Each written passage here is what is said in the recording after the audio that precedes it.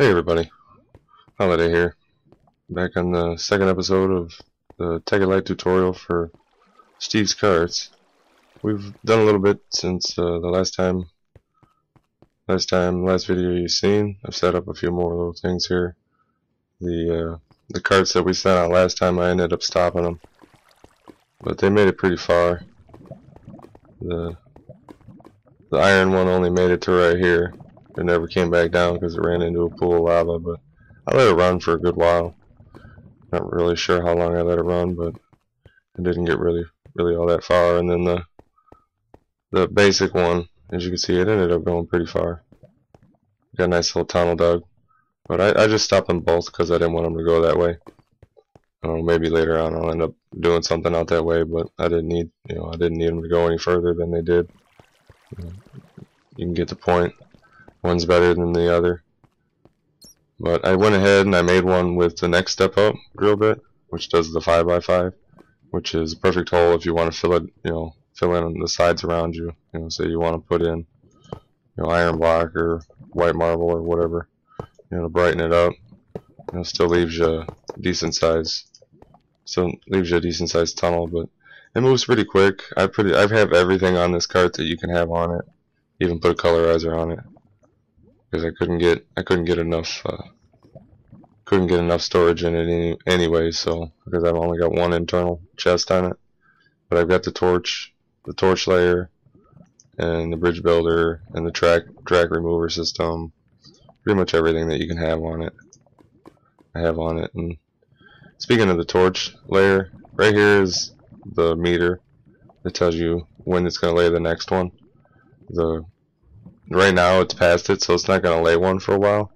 But when this yellow line meets the red line, that's when it's going to lay lay a torch.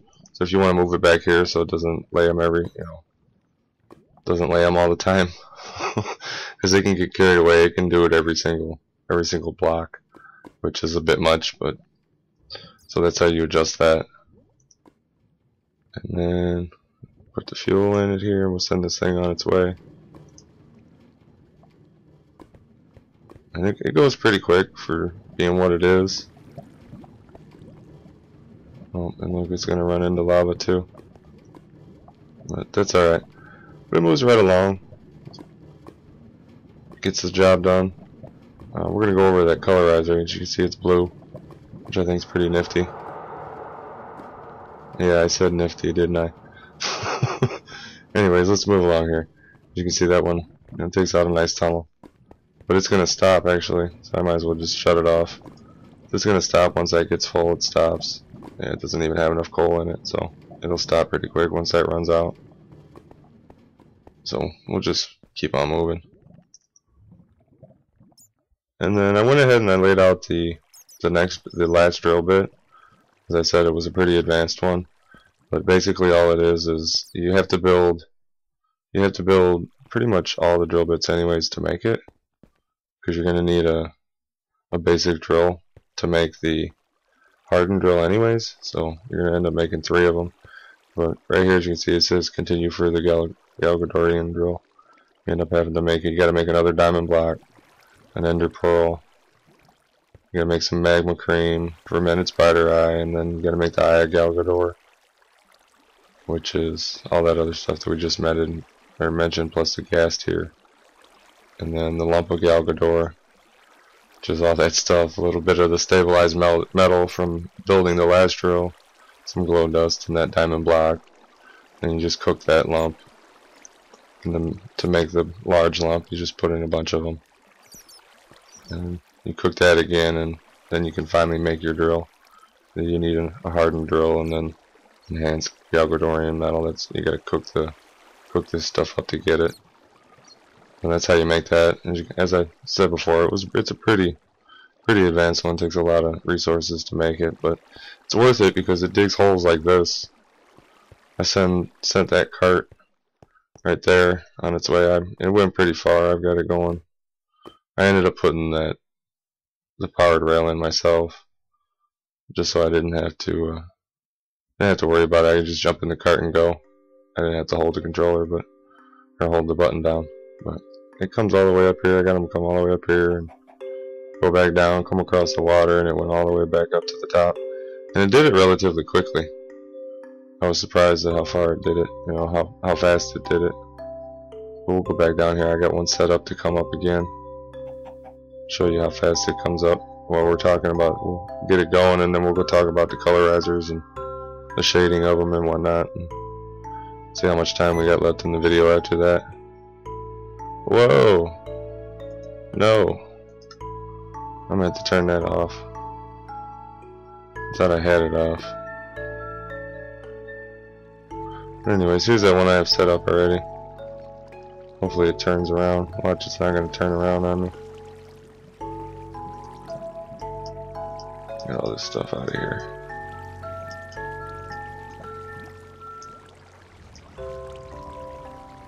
Oh, there we go. And away it goes. As you can see there, it's not digging out the water, which is nice. It won't let the water come in. That's that liquid sensor. It's working. It's doing its job. But we'll come back to that. Hopefully it'll break the surface before the end of this video. Because what are we in now? We're 6 minutes in, so hopefully get this around a 15-minute video, 15, I don't know, somewhere around there. Anyways, you can see I got colors on some of these carts. To do that is with the colorizer, and you just add that. It's right here. It's an add-on. It goes down here in this slot down here when you go to make a cart. But there's different. You can make it pretty much any color you want. It has the color sliders, so you can shade them any way you want. But you got to take into effect that you're starting with, this is your base color on a standard hull.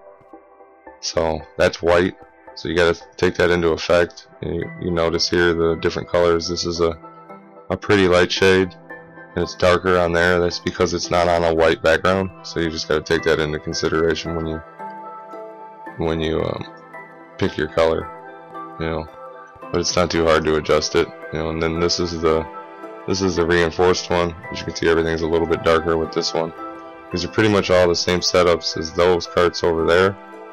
It's just they're on the reinforced hull. So that's the colorizer, which is, you know, it's a nice little add-on. They have other add-ons too that, like, let's see, they have an entity detector where it'll detect if there's players in the vicinity. I haven't had it. I'm on a single player, so I haven't been able to check that one out, but I am going to try that with a friend on my server here over the weekend. And then it's got a woodcutter. There's another tool. We're going to get into the woodcutter, so we won't even talk about that right now. They have a divine shield, which is nice for keeping your cart from getting blown up and burnt by lava and TNT and anything else, really. We went over the liquid detector, so it's pretty much for the little add-ons as far as the mining and keeping your cart safe while you're mining. They do have to where you can actually get in these things, but this is the interface. I have an advanced interface on this one. Lets you get in and you can do a little bit more to it. There's colorizer on it too, but so let's get in and mount the cart, and then right click on the cart again, and we want to turn the cart around. It didn't work, did it? Alright, we gotta put fuel in it. That's right. I keep forgetting to do that. Every time I get into these things, I think I can just go, but you gotta put fuel in them. So turn the cart around and hold straight at the junction rail, and away we go. Now this is where I put the powered rail in. I don't really have to hold anything here. It will move, but it doesn't move as fast as it does with the powered rail. So they're not really fast, but you can get in and you can control it, and you can set up little roads in your town if you want.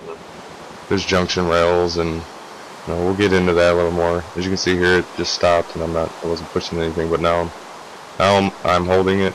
Once it gets up to powered rail, it starts to pick up a little bit. So this is about as fast as it goes. It's not too bad. It's not real fast, but it works. If you want to speed it up, just put build power rails. If you do it in creative mode, then you have no problem. Otherwise, it can get a little expensive. But we're gonna turn it around and head back down. And away we go. Yeah, they're a little slow, but like I said, it's just a little neat little add-on that can enhance your world. I don't know. In the next episode, we're gonna come up here and we're gonna start cutting some of these things down with it.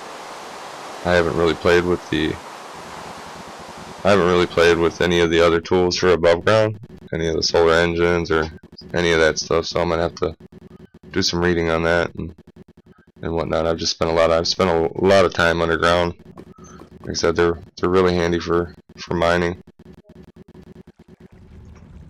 And stop the cart. Oh, whoops! Stop the cart. Let me out. That's just because I got the powered rail on there. See, that's one of the disadvantages to having the powered rail down. It's just gonna keep going. You know, whether you want it to or not. What was going on up here? Oh, I must have got full. See, that'll happen if it gets full. You gotta keep an eye on these things, otherwise they'll start doing weird stuff. If it gets too full, we don't need any of this stuff, so we'll just get rid of it. But as you can see here, if it gets too full, it won't dig out its normal pattern. But once you take the stuff out, it'll start digging out its normal pattern. Unless there's water up here. No, there's no water up here. It was just, yeah. If you don't keep up with them and keep them empty, they will definitely stop doing what they're supposed to do. So you just gotta keep an eye on them. But I'm glad that happened. That way you could see it. You know, you guys weren't freaking out or anything if it happened to you and you didn't know why. And it's just because it was full. So, which sucks because I was hoping that this thing would have got all the way to the surface before the end of the video here, because I really don't have anything else planned in this one. We're already at 12 minutes. Guess I should have planned a little bit more, but that's alright. There's gonna be enough for the stuff up top that they're gonna get longer. Let's see how this one's doing. Didn't I stop this one? Yeah, I stopped this one. So, but yeah, and that's, like I said, that's the max that this thing can have on it. I can't get anything else on this thing. I couldn't even get another chest in here. This is all I could get for a chest. So you got to be careful with that. When you can't, you know, you can go a little crazy with the add-ons, but it'll tell you in the cart builder. It'll tell you what you're doing wrong, and that way, you know, it won't let you. You know, say you, let's see here. Say you go to build, like here, we'll put one with a seat in there, and you'll see what I'm talking about.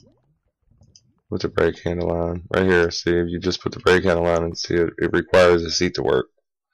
Otherwise, I don't even know if it'll assemble it. Yeah, you can't even assemble it with just the brake handle on. So the interface here lets you know what's going on.